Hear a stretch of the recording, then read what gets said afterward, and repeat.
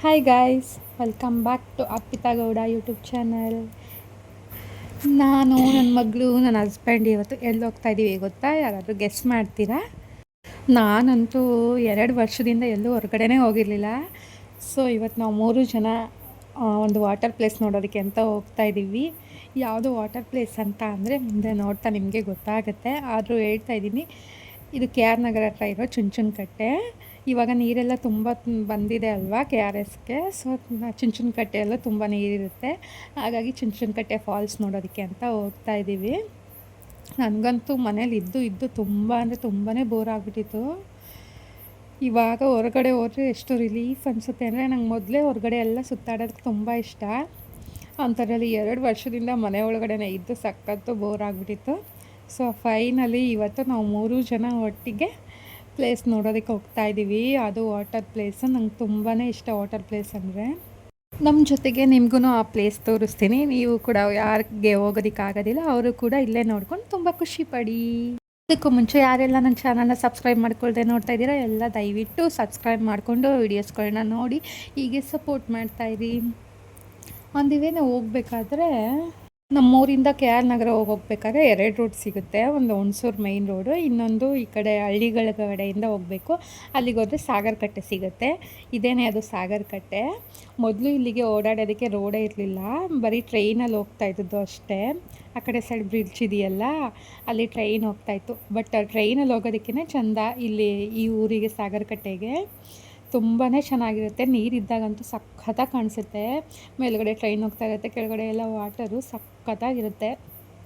So ನಾವು ಇದನ್ನು ನೋಡಲೇಬೇಕು ಅಂದ್ಬಿಟ್ಟೇ ನಾವು ಈ ರೂಟಿಂದ ಹೋಗಿದ್ದು. ತುಂಬ ಅಂದರೆ ತುಂಬಾ ಚೆನ್ನಾಗಿತ್ತು. ಅಲ್ಲಿ ಫಿಶ್ ಎಲ್ಲ ಮಾರ್ತಾಯಿದ್ರು. ಸೊ ರಿಟರ್ನ್ ಬರ್ಬೇಕಾದ್ರೆ ತಿನ್ನೋಣ ಅಂದ್ಬಿಟ್ಟು ನಾವು ಹೊರಟಿದ್ದೆ ಲೇಟು, ಮಧ್ಯಾಹ್ನ ಹಂಗೆ ಹೊರಟಿದ್ದು. ಸೊ ಹಂಗಾಗಿ ಅಲ್ಲಿ ಪ್ಲೇಸ್ ನೋಡ್ಕೊಂಡು ರಿಟರ್ನ್ ಬರ್ಬೇಕಾದ್ರೆ ತಿನ್ನೋಣ ಅಂದ್ಬಿಟ್ಟು ಹಾಗೆ ಹೋದ್ವಿ, ತಿನ್ನಲಿಲ್ಲ. ಸೊ ಸಾಗರಕಟ್ಟೆ ಎಲ್ಲ ನೋಡಿಕೊಂಡು ಕೆ ಆರ್ ನಗರ ರೀಚ್ ಆದ್ವಿ. ಸ್ವಲ್ಪ ದೂರ ಅಂತಲೇ ಅನ್ನಿಸ್ತು ಗಾಡಿಯಲ್ಲಿ ಹೋದಾಗ. ಪರವಾಗಿಲ್ಲ, ಓಕೆ. ನನ್ನ ಮಗಳು ಇದ್ಲಲ್ಲ, ಸೊ ಆಟ ಆಡಿಕೊಂಡು ಎಂಜಾಯ್ ಮಾಡಿಕೊಂಡು. ಕೆಲವು ಕಡೆ ಮಳೆನೂ ಬಂತು ಹೋಗ್ಬೇಕಾದ್ರೆ. ಅಲ್ಲಿ ಸ್ವಲ್ಪ ಸ್ವಲ್ಪ ಸ್ಟಾಪ್ ಕೊಟ್ಕೊಂಡು, ಮಳೆ ಬಂತಲ್ಲ ಹೋಗೋಕ್ಕಾಗಲ್ವಲ್ಲ ಬೈಕಲ್ಲಿ, ಹಾಗಾಗಿ ಸ್ವಲ್ಪ ಸ್ವಲ್ಪ ಸ್ಟಾಪ್ ಕೊಟ್ಕೊಂಡು so finally K R Nagar ಏನದು ಚುಂಚನಕಟ್ಟೆ ಫಾಲ್ಸಿಗೆ ರೀಚ್ ಆದ್ವಿ. ಟೆಂಪಲ್ ಒಳಗಡೆ ಹೋಗಲಿಲ್ಲ, ಏನಕ್ಕೆ ಅಂದರೆ ನಾನ್ ವೆಜ್ ತಿಂದಿದ್ವಿ, ಹಾಗಾಗಿ ಟೆಂಪಲ್ ಒಳಗಡೆ ಹೋಗಿಲ್ಲ.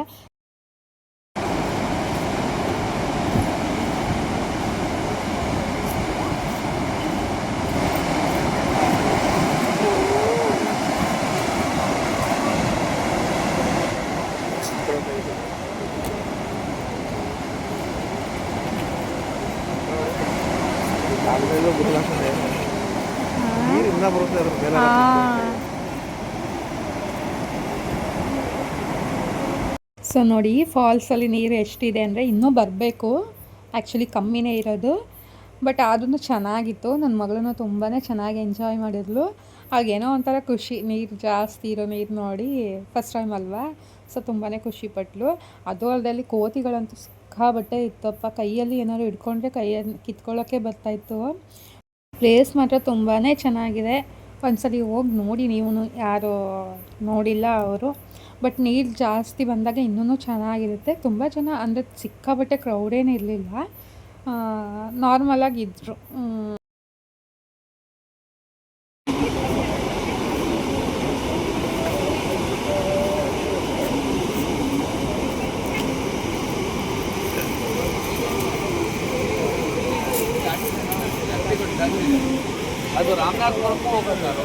ಆದರೆ ಜನಗಳು ಬಂದು ಬಂದು ಹೊರ್ಟೋಗ್ತಾ ಇದ್ರು. ತುಂಬ ಹೊತ್ತೇನು ಇರ್ತಿರ್ಲಿಲ್ಲ ಅಲ್ಲಿ, ಹಾಗಾಗಿ ಅಷ್ಟು ಕ್ರೌಡು ಏನೂ ಇರಲಿಲ್ಲ. ನಾವು ಅಲ್ಲಿ ಫಾಲ್ಸ್ ಹತ್ರ ಎಲ್ಲ ನೋಡಿಕೊಂಡು ಕೆಳಗಡೆ ಏನು ಬಿಡೋದಿಲ್ಲ. ಮೊದಲು ಬಿಡ್ತಾಯಿದ್ರು 10 ವರ್ಷ ಅವಾಗ ಹಿಂದೆ, ಈಗ ಕೆಳಗಡೆ ಎಲ್ಲ ಬಿಡೋದಿಲ್ಲ.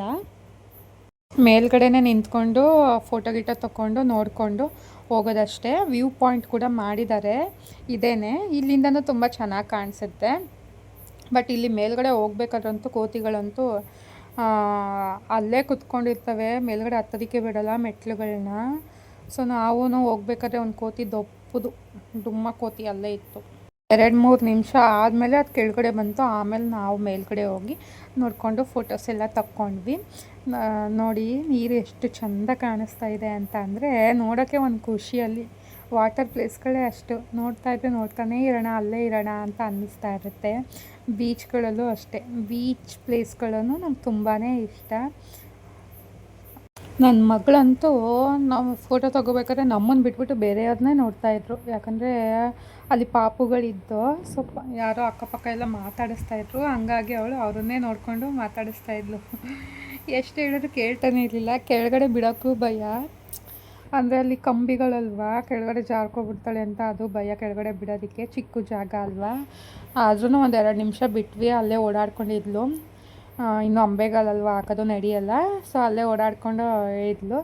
ಆಮೇಲೆ ಅವಳನ್ನೂ ಎತ್ಕೊಂಡು ಫೋಟೋ ಎಲ್ಲ ತಕ್ಕೊಂಡು ಬಂದ್ವಿ ಕೆಳಗಡೆ. ಅಲ್ಲಿ ಆಂಜನೇಯ ದೇವಸ್ಥಾನ ಅಂದರೆ ವಿಗ್ರಹ ಇದೆ, ಸೊ ಇದೇನೆ ಚೆನ್ನಾಗಿತ್ತು ಇದನ್ನು.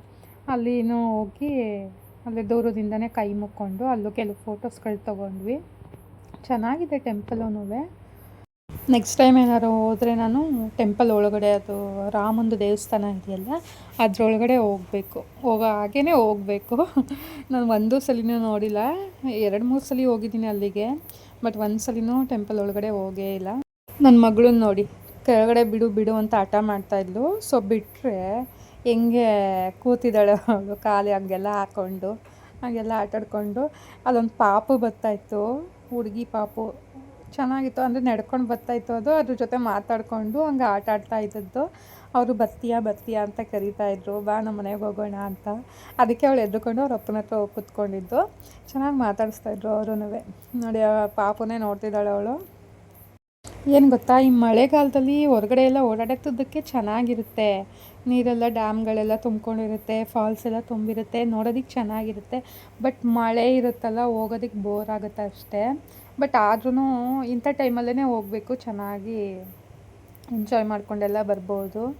ನೋಡಿ ನನ್ನ ಮಗಳು ಯಾವ ಪಾಪು ಹೋಗುತ್ತೆ ಆ ಪಾಪುನೇ ನೋಡ್ತಾ ಇರ್ತಾಳೆ. ಮಕ್ಕಳುಗಳಂದರೆ ಸಖತ್ ಇಷ್ಟ ಅವಳಿಗಂತೂ. ಅವಳಿಗೆ ಪಾಪು ಯಾವ್ದಾದ್ರು ಸಿಕ್ಬಿಟ್ರೆ ಅವ್ರ ಜೊತೆ ಆಟ ಆಡ್ಕೊಂಡು ಬೇಕಾದ್ರೆ ಸುಮ್ಮನೆ ಅವಳ ಪಾಡಿಗಳು ಇರ್ತಾಳೆ. ನಾವು ಯಾರೂ ಬೇಡ ಅವಾಗ. ಆ ಮಕ್ಳ ಜೊತೆನ ಎಂಜಾಯ್ ಮಾಡಿಕೊಂಡು ಆಟ ಆಡ್ಕೊಂಡು ಅವಳ ಪಾಡಿಗಳು ಇರ್ತಾಳೆ. ನೋಡಿ ಇದೇ ಟೆಂಪಲ್ಲು. ಹೊರಗಡೆಯಿಂದನೇ ನಮಸ್ಕಾರ ಮಾಡ್ಕೊಂಡ್ವಿ, ಅಲ್ಲಿಂದ ಹೊರಡೋಣ ಅಂತ ಹೊರಟ್ವಿ. ಅಂದರೆ ತಿನ್ನೋದಕ್ಕೆಲ್ಲ ಏನೂ ಇಲ್ಲ ಅಲ್ಲಿ ಹೊರಗಡೆ.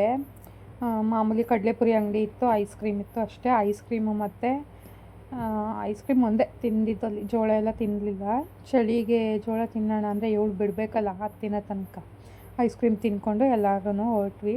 ನನ್ನ ಮಗಳು ನೋಡಿ ಗಾಡಿಯಲ್ಲಿ ಹೋಗೋದು ಅಂದರೆ ಅವಳು ಸಖತ್ ಇಷ್ಟ. ಎಷ್ಟು ಎಂಜಾಯ್ ಮಾಡ್ತಾಳೆ ಗೊತ್ತಾ ಅವಳು. ಹೋಗ್ಬೇಕಾದ್ರೆ ಮಲ್ಕೊಬಿಟ್ಲು ಫುಲ್ಲು. ಒಂದು ಅರ್ಧ ದಾರಿ ಹೋದ ತಕ್ಷಣ ಆಮೇಲೆ ಮಲ್ಕೊಂಬಿಟ್ಲು. ರಿಟರ್ನ್ ಬರಬೇಕಾದ್ರೆ ಸಖತ್ ಎಂಜಾಯ್ ಮಾಡ್ಕೊಂಡು ಗಲಾಟೆ ಮಾಡಿಕೊಂಡು ಅವ್ರ ಅಪ್ಪನ ಜೊತೆ ಆಟಾಡ್ಕೊಂಡು ಬಂದಳು.